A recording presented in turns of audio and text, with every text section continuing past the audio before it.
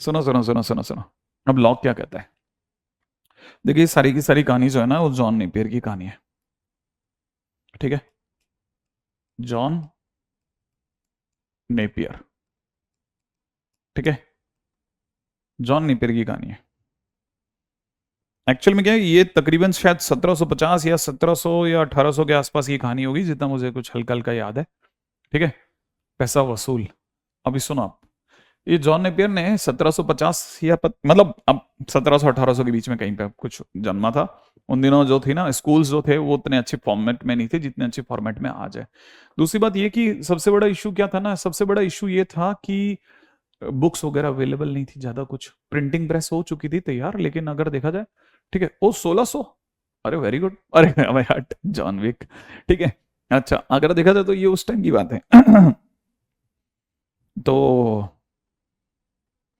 आ, क्योंकि बुक्स वगैरह थी नहीं ना, तो कुछ खास होते नहीं थे। तो उस समय पे क्या होते थे ना कि जो क्वेश्चंस होते थे आपस में एक दूसरे से पूछ पाछ करके वो जो बनते थे, उनमें पहले जो प्राइमरी लेवल पे चीजें सिखाई जाती थी, चीजों को जोड़ना, न्यूमेरिकल्स में जोड़ना घटाना, मल्टीप्लाई करना, डिवाइड करना, डिग्री बनाना वगैरह वगैरह, है ना। अच्छा ये अगर देखा जाए ना तो बहुत काम की बात है, बहुत काम की बात सुनिएगा। ठीक है। उन दिनों की बात है जिन दिनों में ये सब चल रहा था। मतलब अपन यहाँ पे टनटना रहे थे तलवारें, और वहां पे वो थोड़ा ज्ञान का प्रकाश धीरे धीरे फैलने लग गया था। और ऑब्वियस सी बात है जिधर ज्ञान फैलता है, ठीक है, उधर की तरफ हमेशा तरक्की ज्यादा होती है। इसलिए अब तरक्की हमें उधर यूरोप साइड में और अमेरिका साइड में ज्यादा लगती है। बट आगे आगे पीछे अभी कुछ समय दीजिए, देखिए उसके बाद पता चलता है।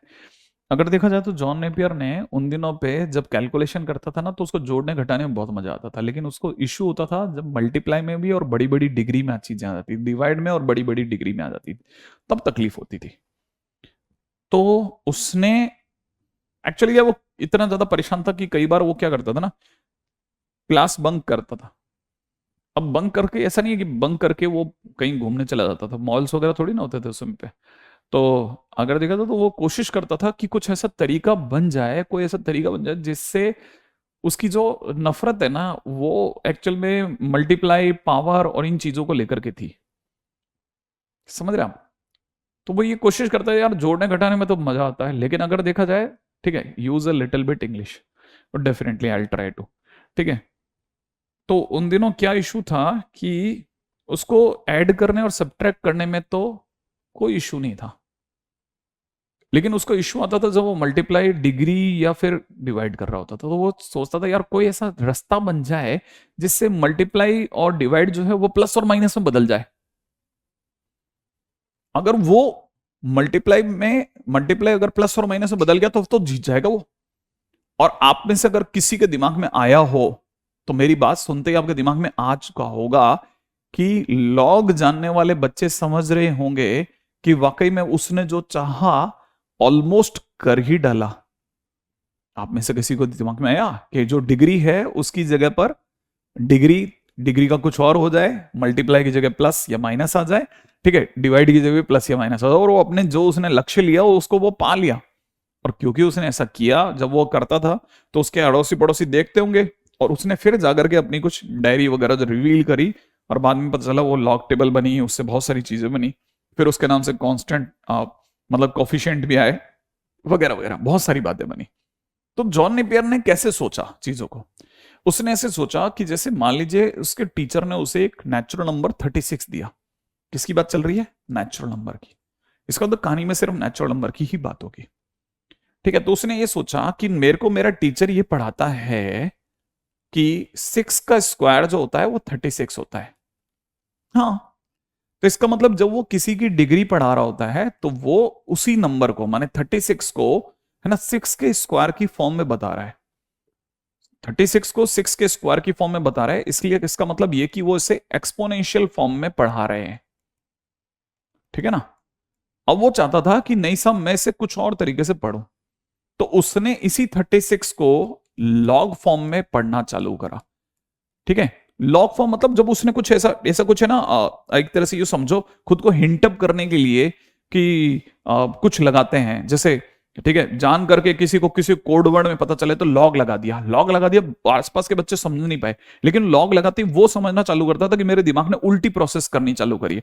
अब वो 6 का स्क्वायर इज इक्वल टू 36 उसके अड़ोसी पड़ोसी पढ़ रहे हैं, लेकिन वो ऐसे सोच रहा होता था कि वो लॉग लगा के ऐसे सोचता था, लॉग लगाने के बाद वो ऐसे सोचता था कि 36 जो है वो 6 की कितनी डिग्री है, 36 6 की कितनी डिग्री है, तो उसका दिमाग कहता था 2 है।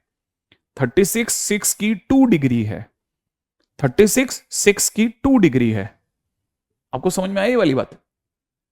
36 6 की 2 डिग्री है।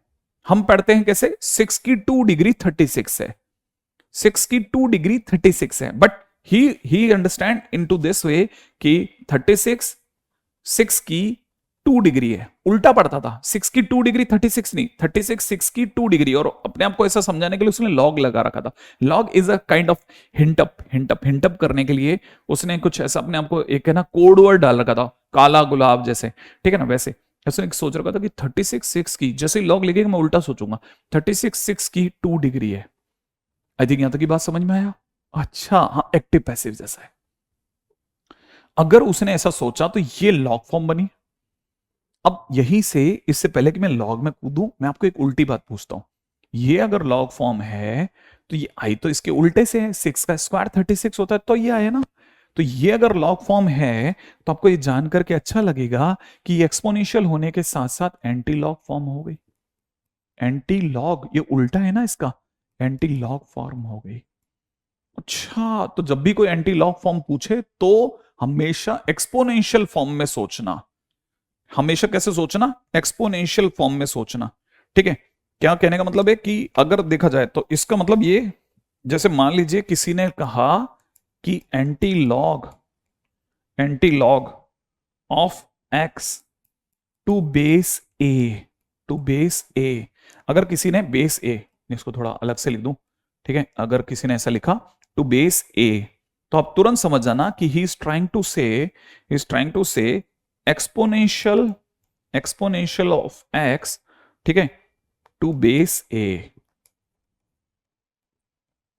ठीक है, ठीक है, इसको एक बार के लिए इसको थोड़ा मैं पैक कर देता हूं, ठीक है, ताकि आपको क्लिक कर जाए कि क्या मैंने लिखा। पहले इसको एक बार डब्बा बना देता हूं। समझना समझाना तो खैर चलता रहता है, आती रहती चीजें, ठीक है। ध्यान से समझ लेना कि ये चीज ऐसे है। तो पहले, सबसे पहले आप इसको पैक कर दो, इससे पहले कि सेकंड में, हाँ, क्योंकि अभी खत्म होने वाला है ना, मैं इसको वाइंड अप करके जाऊंगा, ठीक है। अब इसका क्या मतलब है वो भी बताता हूं कि anti log of the base a, जब भी कोई पूछे तो आप समझ जाना एक्सपोनेंशियल ऑफ बेस ए, ठीक है। जैसे मान लीजिए किसी ने पूछा क्वेश्चन के दौरान, है ना, इसी का क्वेश्चन मैं हाथों हाथ निपटा देता हूं। इसी का क्वेश्चन यहां लिख रहा हूं। जैसे क्वेश्चन में किसी ने मेरे से पूछा है कि anti log of 3/4 of base 16 is equal to question mark. तो आपको दिमाग में तुरंत आ जाना चाहिए कि वो मेरे से पूछ रहा है कि 16 की पावर 3/4 कितना होगा। बेस ये है और ये पावर है, एंटीलॉग मतलब पावर। तो इसका मतलब ये कि 16 का मतलब हो गया, हाँ, 16 का मतलब हो गया कितना, 2 पावर 4, और यहां दे रखा है 3/4, 4 से 4 कैंसिल आउट कर दो, finally it is 2 power 3, that is 8। काम खत्म।